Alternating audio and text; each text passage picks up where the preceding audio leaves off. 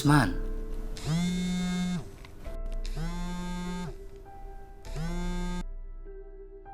الو. waa ku salaama adeer. waan kaa qaaday. waxaan u baahanahay dhar ciid waayo ciida soo dhow ilmaha dhanna waa loo soo wada gaday soo waxaan u baahanahay in ana liisoo gado. waan kuu gadayaa waa diyaar laakiin aniga aqoon ma ii leedahay.